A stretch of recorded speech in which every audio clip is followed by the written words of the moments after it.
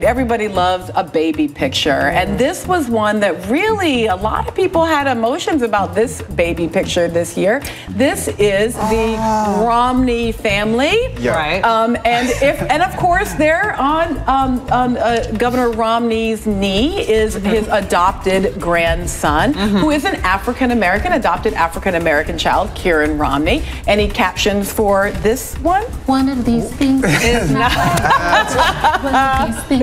Just isn't the same. And that little baby, front and center, would be the one. And isn't he the most gorgeous? My goal is that in 2040, the biggest thing of the year will be the wedding between Kieran Romney and Northwest. Can you imagine Mitt Romney and Kanye West as in-laws? I think this picture is great. It really sums up the diversity of the Republican Party. Yeah, every RNC. They have the convention. They find the one black person. We still have so much to get to, including the annual Look Back in Laughter tradition of asking, hey, was that racist?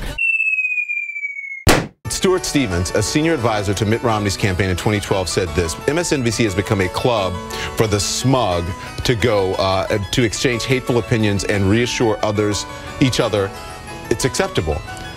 He has a point with that.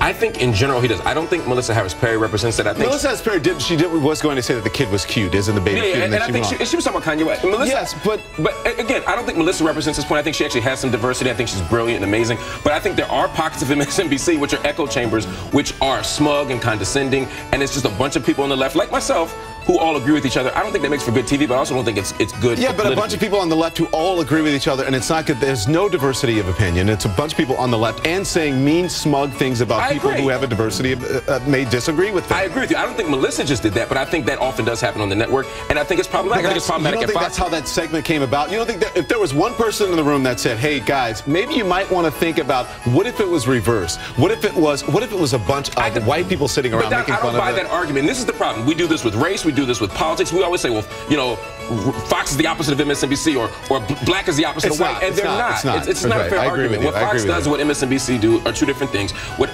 black people do and white people do are two different things. I don't think it's a fair comparison. See, but then it's still, you can't say that it's okay if one group of people do it and it's... Yes, you can. That's where we always disagree. You always say, well, if white people can't do it, then nobody can do it. I don't always say that. You can't have two separate standards for people. If that was No, it's the same standard. It's a different context.